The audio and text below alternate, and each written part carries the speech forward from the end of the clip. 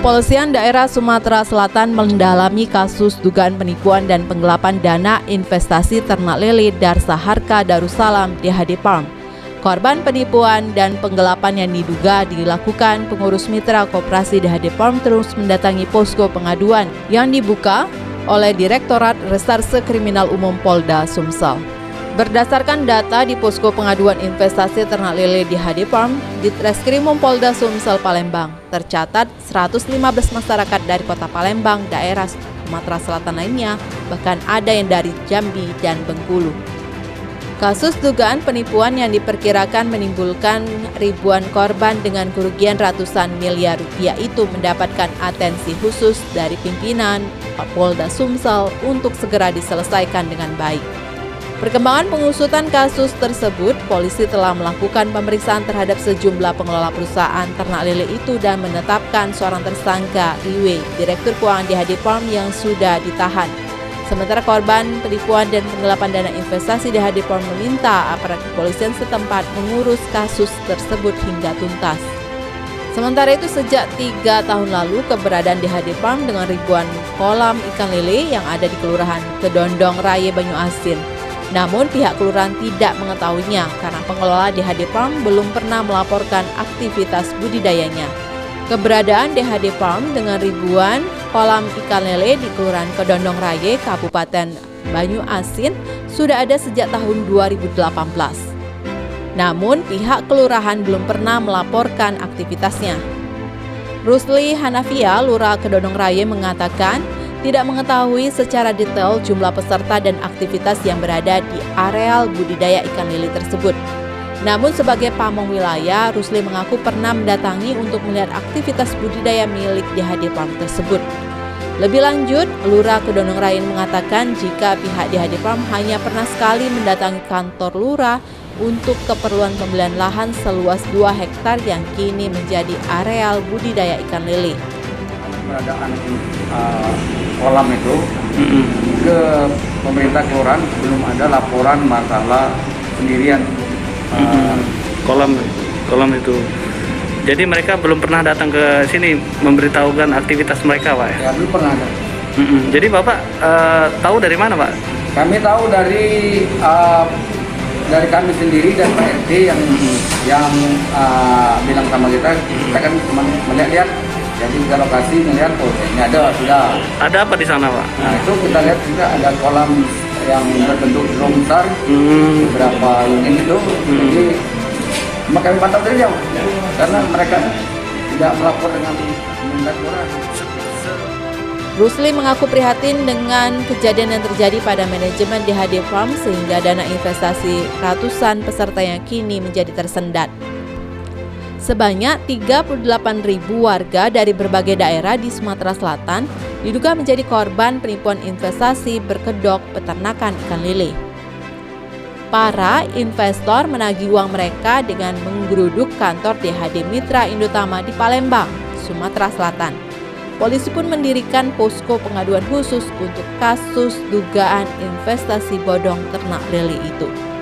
Kasus penipuan dan penggelapan berkedok investasi ternak ikan lele PT Darsa Harka Darussalam DHD Farm Indonesia sudah naik ke tingkat penyidikan oleh pihak kepolisian. Hal itu berdasarkan dari laporan dari korban Haji Mustar beberapa hari sebelumnya.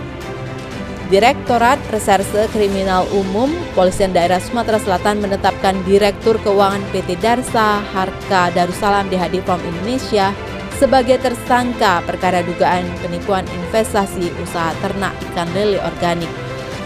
Kasubdit 4 Renakta Dit Reskrimum Polda Sumsel, Komisaris Polisi Mas Noni mengatakan penetapan tersangka ini berdasarkan hasil penyelidikan yang dilakukan tim khusus Dit Reskrimum dan tidak menutup kemungkinan ada tersangka lain dalam kasus ini.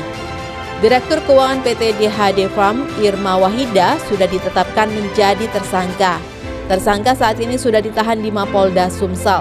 Selain itu, kantor pusatnya juga sudah disegel oleh pihak kepolisian.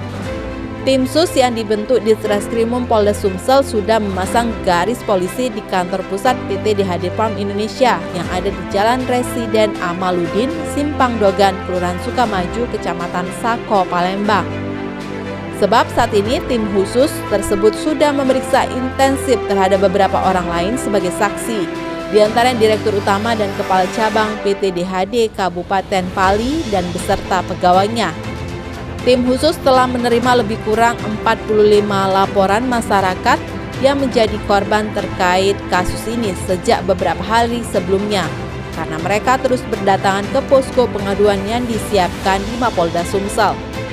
Korban yang tercatat tidak hanya warga Sumsel, namun juga ada yang berasal dari Provinsi Jambi dan Bengkulu. Diperkirakan masih ada ratusan orang yang menjadi korban namun belum melapor. Kita melakukan polis line di PT DHD kaitan dengan masalah PT DHD yang dilaporkan oleh korban Haji Mustar, di mana kita mau melakukan penyitaan daripada dokumen-dokumen yang ada dari kantor PT DHD. Penetapan tersangka saat ini baru 1, kemungkinan bisa bertambah lagi. Kita berjalan sampai dengan penyidikan. Siapa itu? Direktur Keuangan. Oh, statusnya Direktur Keuangan. Ya, Direktur Keuangan daripada PT DHD. Sudah ditahan, Bu? Sudah ditahan, Bu? Apa? Inisialnya IW. Sudah ditahan, Bu? Kenapa? Sudah ditahan, ya? Sudah. Sudah ditahan, Bu, ya?